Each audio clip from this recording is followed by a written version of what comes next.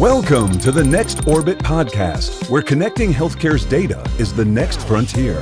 We take you inside conversations with policymakers, healthcare leaders, disruptors, and visionaries who are pushing boundaries in a system that resists change. Explore how modern technology can remove barriers and improve care at scale.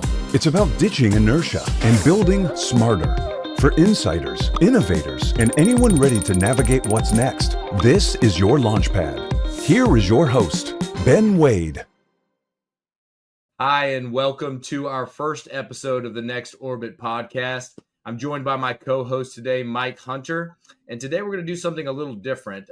Typically, Mike and I are the ones asking the questions, but we're joined today by our producer, Nick, who's going to hop in the driver's seat for us and give you a little information on the show and what you can expect. Thank you, Ben. I always enjoy this driver taking the driver's seat and asking the questions, and then it's over to you, right, for the rest of the episodes. So the purpose of this episode is to introduce your brand new podcast, Next Orbit, to everyone, and also in the process talk a little bit about what this podcast is about and things like that. So with that, let's jump right in. I heard you say the name of your podcast, Next Orbit. So give us again, what is the name of the podcast and what it's going to be about? All right, it's the Next Orbit podcast. It's a production that we're dedicating to exploring healthcare technology, data, and interoperability. We'll dive deep into innovative technologies, standards, stories that are shaping how healthcare data is flowing, connecting stakeholders, and empowering better care.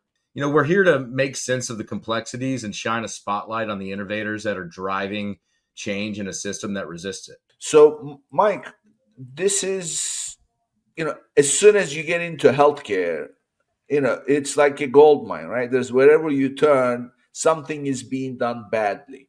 So I know Ben described it, but what is the single biggest complexity you are, as a team and the company, are focused on and also bring light with this podcast? So I think what I would say is that the biggest thing we're focused on comes down to how do you share data in a meaningful way that has impact on public health or on individuals when they're trying to maintain their health or improve their health. And what we're really interested in is, what kind of innovation is happening today with all the things that are going on in the world, the technical world. There's a lot of opportunity in the clinical world as well to improve things. And we see that happening already with different forms or different ways of introducing AI. There's just the regular work that people do. And as they do that work as clinicians, as doctors, they sometimes have fantastic ideas that nobody else has considered because they've just been used to thinking a certain way. And we really want to bring a spotlight to those people and show how they're making a difference in the world and how they're helping to improve either healthcare or public health or make data more accessible in a way that can do that. Mm-hmm. So this is a good segue to my next question. Who is the right kind of person to tune into this podcast? Who's your audience? Who's going to benefit the most? Nick, we aim to bring in voices from across the healthcare continuum, healthcare professionals, physicians, innovators, technologists, administrators, policymakers. Personally, some of my favorite guests are the physicians turned entrepreneurs. These are the folks Mike was referring to earlier that have found a specific issue in healthcare that hasn't been addressed, and rather than waiting for a solution to come out for them, they've taken it upon themselves to bring these to markets. I agree with what you said, Ben, and I think I'm just going to go back and kind of foot stomp on the thing you said about people in the clinical space, so physicians and others who have recognized a need and are bringing that forward. Some of the interesting problems and things that we'll discuss is then it's one thing to recognize a need, it's another to be able to bring it, produce a solution. And it's a third thing to be able to figure out how to navigate the complexities of the healthcare system, the way that things get paid for in order to be able to make that accessible and have it have a real impact. And so we're excited to talk about those things. We're excited to have, those kinds of conversations with guests who will range across the continuum of everything from, as you said, from policy to literal, care providers. My favorite is physicians turn entrepreneurs, because that's the direct result of somebody who's a user says, well, there's got to be a better way, and then in the end you jump in and you create the solution, right? So these guests are either in the healthcare industry or they are in the technology sector, providing for healthcare industry. These are all the people that you're going to have on the show as guests. So who would be the beneficiary of these conversations? Who should tune in to listen to and follow this podcast? Could I jump in a little bit there first, Ben, just with some thoughts, and then I'd love to hear yours as well. So I'm hoping that decision makers in large healthcare systems will listen to this. I'm hoping that people in charge of public health will listen to this, but I'm also hoping that the people who do the implementation work, because we do try to be practical. And so, you might be an executive with, Medicaid at the state level, or you might be somebody who's actually administering specific programs. You're the program director for specific programs under Medicaid. I'm hoping that these people will be listening, but also that, I'm using kind of the state or the federal, but we're also looking at commercial, and I'd love to have commercial, leaders from commercial healthcare paying attention to what we're doing, because I believe that they will find this to be beneficial, that it will be informative, and it will teach them things that maybe they haven't heard of, and give them new ways of looking at, new problems and old problems. I don't know. What do you think, Ben? Yeah, I agree with you there, Mike. But I also think our intended guest will almost mirror our audience. And so what I mean by that is, we want our audience to also be a mix of health IT leaders, policy experts, entrepreneurs, and innovators. Anyone who's involved in building the future of more connected care. I would expect to have voices from government health organizations as well, maybe EMR and technology vendors, startup founders, like we mentioned, and physicians and clinical experts. So the idea here is to bring these folks together and allow them to have conversations of their own, maybe find each other through our channel, and working together to build a better, more connected healthcare system. Well, there is one other area. You tell me if I'm right or wrong, but healthcare, one of the biggest problems with healthcare is the privacy concerns, right? So the data, when you want to share data, you can't just go share data. It's there are all kinds of regulations, the HIPAA and everything else. So compliance related guests, I would say, also would either benefit from tuning in as part of your audience, as well as have their voice heard by being a guest on the show. What do you think? I agree with that. I think compliance is one of the more important and sometimes more challenging aspects of sharing data. And so absolutely agree with what you just said, Nick, that compliance is going to be an important part of this, and that the guests that we'll invite on, many will have a strong compliance background, if not a direct role in compliance.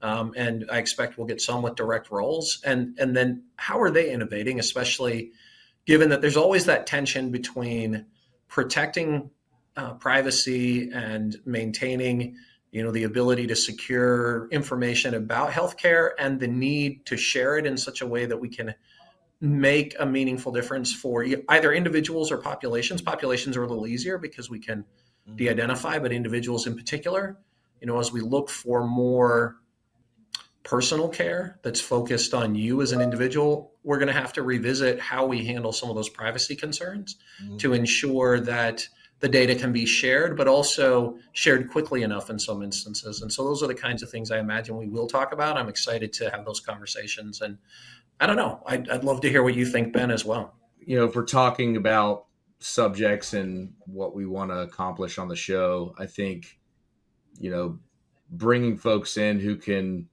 talk about the evolution and adoption of fire standards, for example, like the rollout and implications of TEFCA and patient data access, public health data exchanges, breaking down silos that exist in healthcare, vendor neutral interoperability, and open APIs. These are all subjects that we want to tackle, in addition to regulations and standards, especially those surrounding AI.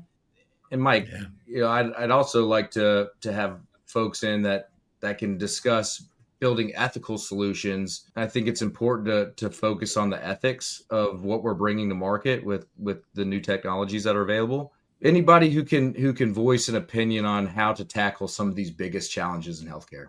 Well, I can almost imagine, guys, an episode. You can't do this as a format, like ongoing basis, but I had I had a few episodes with some of my guests where we had a debate format. In other words, you would have a guest speaking about a particular subject. In your case, this is, and the guest, of course, advocates for the way to do it. And then you have the regulation guy says, wait a minute, you can't do that. Yeah. Go easy on that, the law, blah, blah. So having that kind of a format would be an interesting one to see, because really, at the end of the day, that's regulation gets in the way of many things that otherwise things would be much easier, right? Yeah. Yeah. Well, and I think we think of them as getting in the way, but the other thing is they really do protect people. And so that balance of how do we make care accessible and personalized, while also ensuring that if you have some condition that could cause you to have serious concerns if it was exposed, that we make sure that never happens. And so I don't know. I'd love to hear that kind of debate. I agree with you, Nick. It would be interesting, and kind of the back and forth, the banter between them. Yeah. And as far as the kind of guests that you want to have, what I'm talking about is not necessarily industry, their expertise, but who are these people? What kind of seats do they occupy? Mike, you want to give that a shot? Yeah, sure. I'd love to, Nick. So I think what we're going to find is that they're going to vary. What'll probably unite them is that they are passionate about what they're doing, and that they are seriously considering the challenges that are involved in sharing data to have an impact. And I think I just want to keep emphasizing that to have an impact idea, that's what we're focused on. Sometimes you'll hear people, particularly leaders, who kind of look at this and say, this is all about the pipes when you talk about connectivity and data, and that is not true. I want to challenge that, and I want people who are listening to this to challenge themselves to recognize that we're going to talk a little bit about those things. We're going to talk a little bit about connectivity and how that happens and the standards and why we need those, but we're going to be talking about it from the impact on care, the impact on individuals, the impact on populations.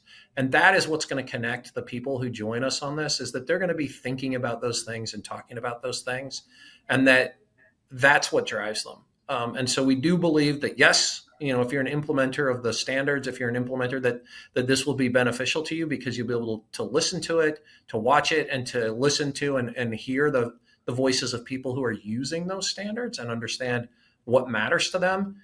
But more importantly, this will be important to those who are making decisions about how to approach this from a practical perspective to have impact. How do you build a solution that has impact? How do you navigate the requirements for compliance in a way that still allows you to deliver that impact? How do you figure out what kinds of relationships you need to build, or the people that you need to work through in order to ensure that there is a business model that will support your innovation so that you can have impact? These are the kinds of conversations that we're going to have. Yeah.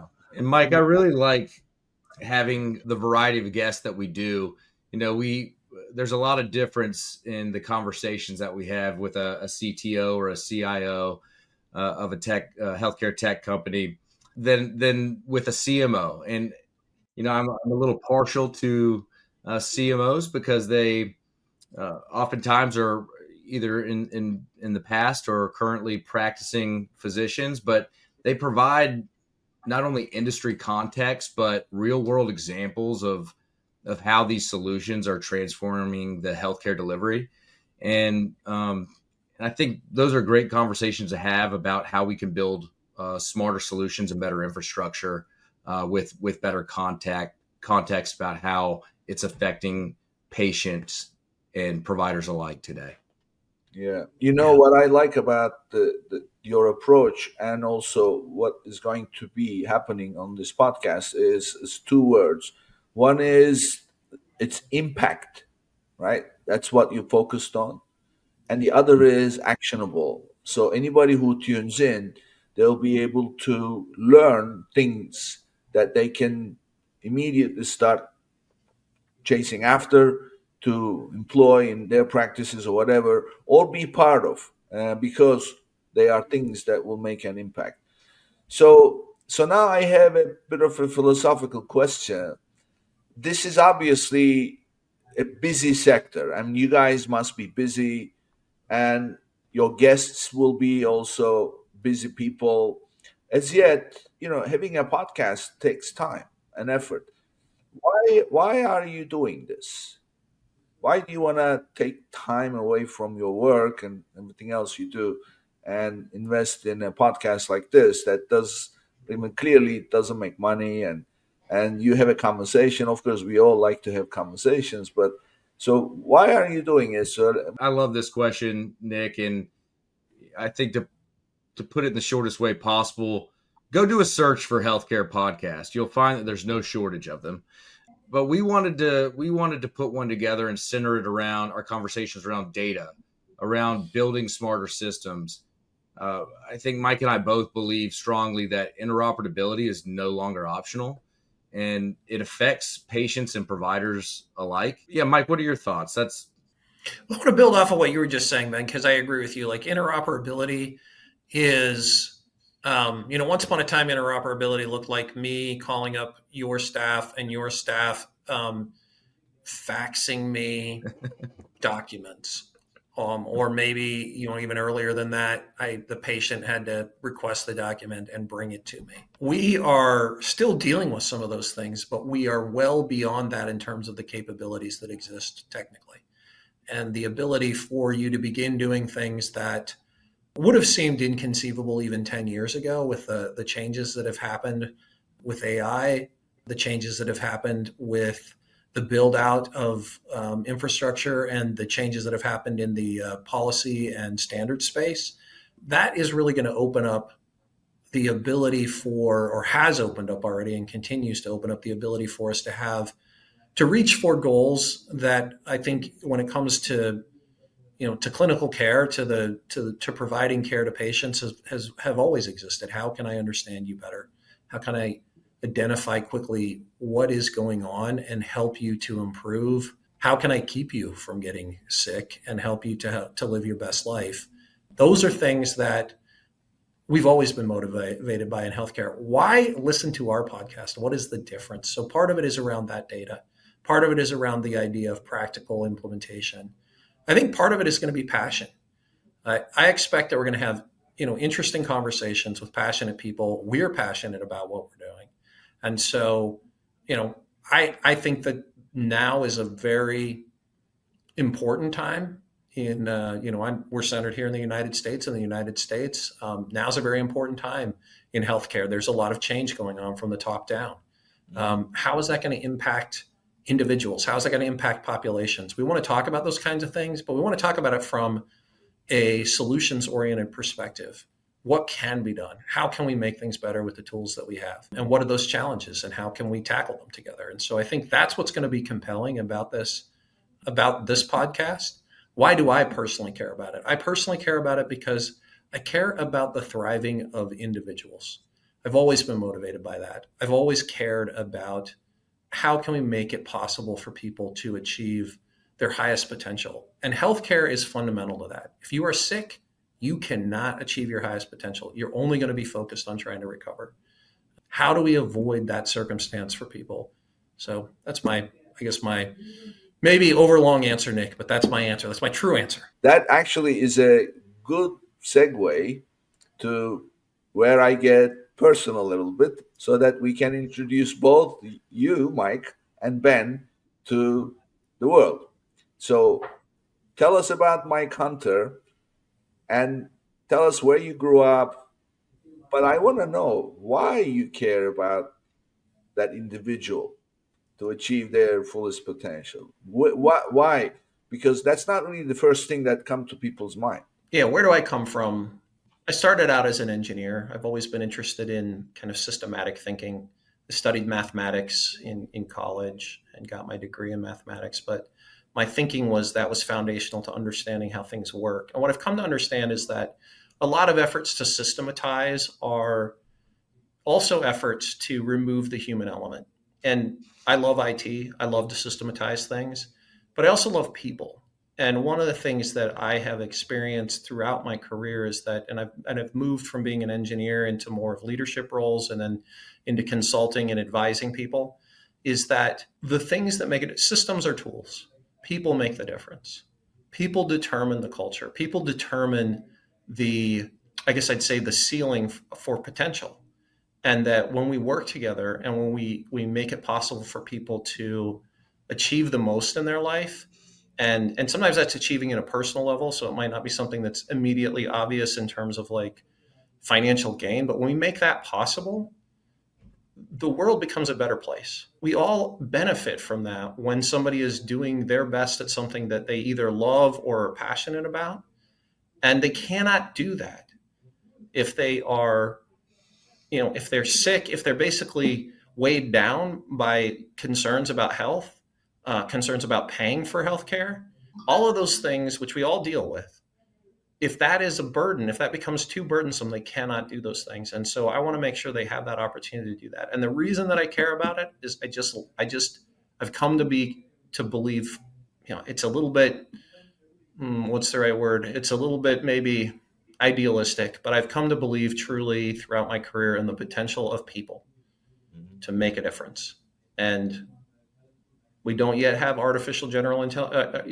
generalized artificial intelligence.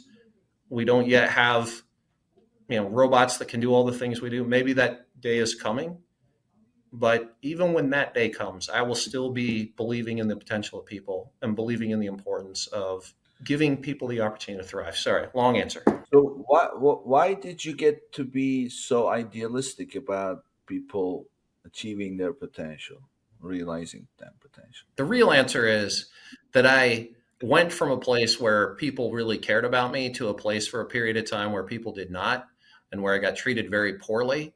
And I turned kind of inward and felt like the world was against me. And then I found a good friend. I moved that from locations, and I found a good friend who just cared about people, and he invited everybody to be a part of his group. And as I learned from him, and as I came back to believing that the world was not a terrible place to live, and that didn't have to have my fists up and be ready to fight anybody who got stepped across the line, I also started to understand how that translates. And I think my own personal journey from being an engineer where I wanted to systematize and control everything to recognizing that giving up that control and not trying to force people to be what I thought they should be, but to allow them to be who they are, actually brings the richest experiences in life. That's really it. So this going from a good place to a bad place, was that what age were you when that happened? Oh, I was very young. It was like elementary school age, and then it wasn't until I got into the latter part of middle school that I moved and kind of changed my environment. So you had quite a few years. You were living in a darker place, so to speak, and also as a kid. Let's face it, right? Yes. Yeah. I mean, I don't know, Nick. This is where if I'm getting truly personal, like I was on a bad path, and I was on a bad path because I didn't believe in me, and the people around me were reinforcing that there was nothing to believe in. I had already had at a fairly young age run-ins with the law, and I am convinced as an adult now who's looking back that if we had continued to live in that place where I lived, that I would probably have gone a very different path. I probably have gone eventually to juvenile. Probably would have been in jail by now, to be blunt, because I was very hostile because of all the things that had gone on, and I didn't really believe anybody deserved anything except hostility. But that is not who I became because of the caring of one person, and that opened me up to the possibility that when people care and when they're doing their best and they're inviting other people to do their best, that the world becomes the possibilities in the world become much greater than they ever were than if you're focused on keeping people down or harming them. And That's it. Weird that question. I feel person, like we got really deep into my psyche in this thing, but that's really That's what he's good at. well, I mean, look, really, you have to, if you, I always say this, if you understand why you're doing what you're doing, then you're going to figure out how to do it.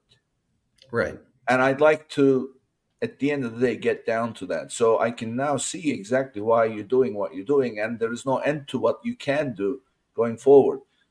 So that person coming into your life and making that difference, was that difference almost overnight type kind of change, or did that take time? It took time. I mean, it was immediate that I no longer felt under threat.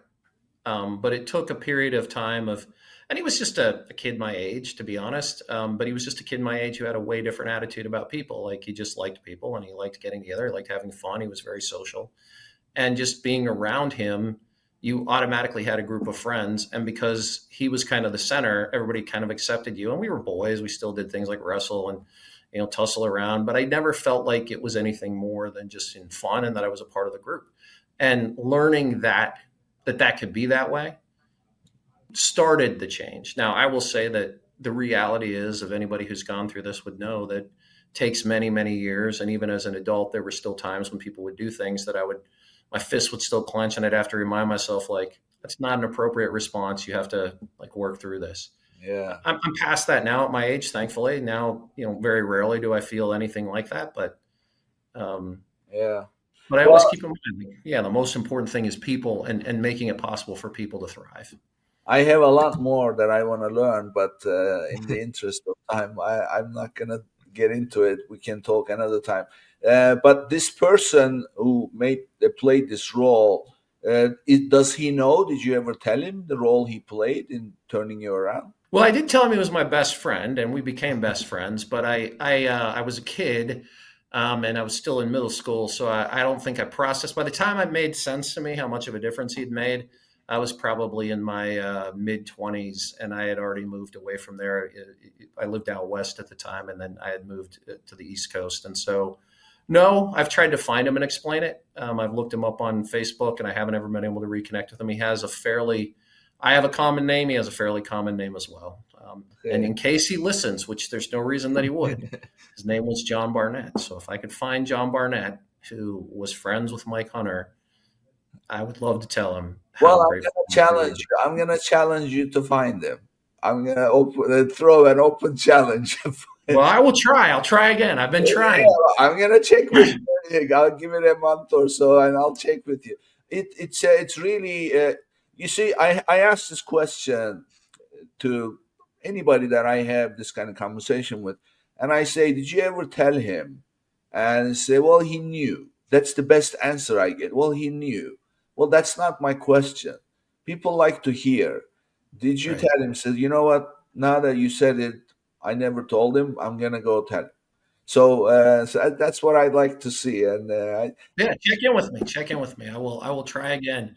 I've tried over the years multiple times, but I will try one more time. Maybe this is the lucky one. All right. So Ben, let's now turn the spotlight on you and tell us about Ben Wade. Who is Ben Wade, and where is your passion coming from? Oh, how do I follow Mike?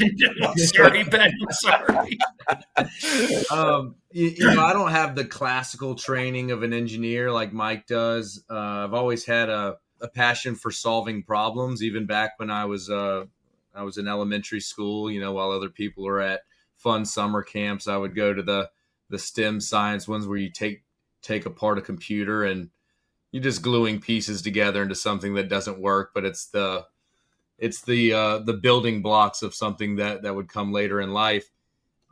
I think everybody gets into healthcare in their own way or down their own path. And my passion for helping physicians and clinical staff in healthcare came from my early days as a consultant during the Meaningful Use EHR Gold Rush, where all these new tools and technologies were being exposed and subsidized by the federal government to be adopted by physicians widespread across the country.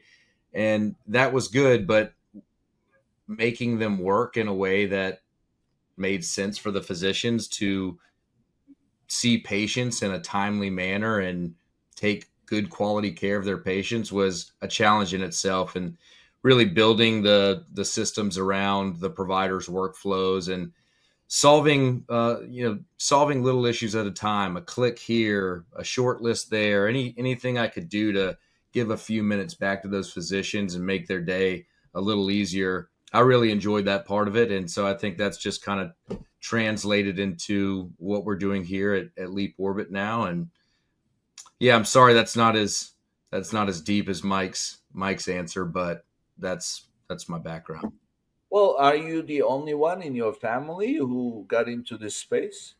I am not the only one who got into healthcare. My older sister is a partner at a CPA firm, so she's a problem solver in her own way with debits and credits and decimal points. But my younger sister she was in healthcare at a very large health system. She did everything from ICU to oncology, and I think being my younger sister, she influenced my passion for healthcare and the things that the stories she would tell me, the things that she had to see and still be able to walk into a room with a smile on her face and provide some compassionate care for some folks who were dealing with some of the hardest conditions that you could have in life. And so she's on her own patient journey now, which has been interesting. She had a patient fall on her and broke her back in two places. So Oh, wow. she's gone from being a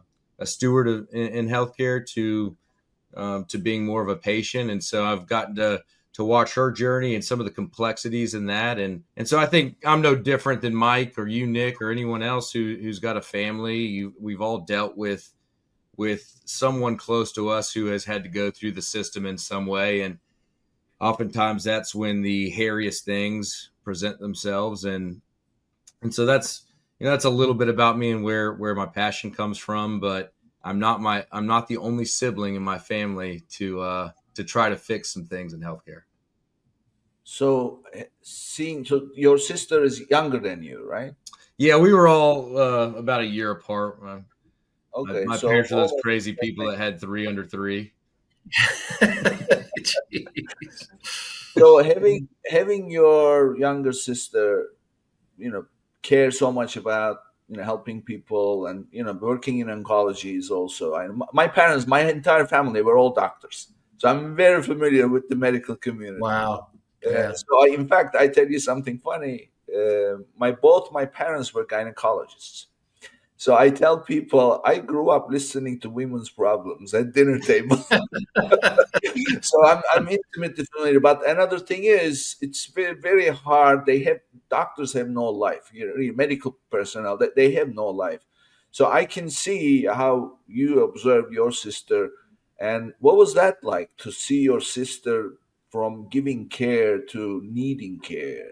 Yeah, Yeah. I mean it's an interesting shift because I think even when your body, somebody who is as passionate as she was about caring for others, when her body could no longer do it anymore, I could tell she still wanted to. So she, as soon as she was healthy enough to talk, she wanted to find a way back in, whether it be helping with virtual care or some way that she could stay involved without with her physical limitations that were there. So I thought that was really really cool and strong of her to want to immediately jump back into caring for other people even after she had some difficulty with her own care journey and getting the care she needed and some of those things. So just a testament to how big her heart was. It must be inspiring, coming from her. That attitude must be. So I can see now why you are in this. So I can see, I can connect the dots, so to speak, for both of you. Well, that's great conversation, and to get to know your life experiences, it does explain a lot of the things. So tell us a little bit about Leap Orbit and what Leap Orbit does, and then give us how people can reach you, your contact information, and ways to tune into the show. So, Mike, you want to take the lead? So Leap Orbit, we're really kind of two companies in one. We have a company, an area that's focused on products. We've created a number of products that are focused again on the ability to share data. In this case, data related to prescription drug monitoring, so to make sure that people are being protected and aren't being overprescribed or being able to abuse the system and end up abusing themselves. And then we also have a provider directory solution that we work with, health plans in order to be able to manage and ensure that they have the information that they need, and they can share that information appropriately with their patient population about the providers that they're employing. On the other side of it, which is the side that I lead, we have a consulting practice essentially, and we call it our health tech consulting practice. And what we do is we chase after these big problems that we've been talking about, and we go out and bring to bear the wisdom of our team and also our partners, the people that we've worked with in the past and the people that we are getting to know. Bring that wisdom to bear on those issues so that we can solve them. And if you need to get in contact with me, my email address is mhunter@leaporbit, all one word, .com. I also am out there on LinkedIn, although Mike Hunter is kind of a hard name to find because there's so many of us. So you'll have to look it up with Leap Orbit as well to find me, but I'm happy to connect there as well. So, Ben, how about you? And also tell us about how people can find your podcast. Yeah. So first of all, I'll say Mike has always been an overly humble guy. He works on some pretty incredible projects with the alphabet soup of federal agencies as well. So some really cool things that his team has been doing. I'm more on the product side where, Leap Orbit provides the technology and the services for several states and provinces in Canada to run prescription drug monitoring programs. So we work with them at the state level. But I've also recently been working on bringing something to market, more of an integration tool for the hospitals and health systems, so they don't have to go in to the state's PDMP website and look up all of this data with login credentials and patient queries and things like that require time. It's a one-click integration into their EMR system. So a lot better for their workflow, and kind of goes back to my passion for saving doctors time where I can. Yeah, and like Mike said, you can reach us at leaporbit.com. My email is bwade@leaporbit.com. And we look forward to connecting with you all, and let's build a better healthcare system together. Thank you, guys, for the opportunity. The podcast will be available on all the platforms, starting from iTunes to Spotify and you name it. So wherever you get your podcasts, and also your YouTube channel, so people can actually tune in and watch. Thank you for the opportunity to learn about you and about the company and what you guys do, and what most important, why you do it. Thank you. Thank you, Nick. Thank you. Thank you, Nick. This concludes our first episode of the Next Orbit podcast. We'll see you on the next one. The Next Orbit podcast requires more than a conversation. It takes action, research, and collective wisdom. If today's episode resonated with you, we'd love to hear your insights. Join the conversation and help us shape the future together. We'll be back with more stories, strategies, and real-world solutions that are making a difference. In the meantime, be sure to subscribe, write a review, and share it with someone you think would benefit. Thanks for listening, and we'll see you on the next episode.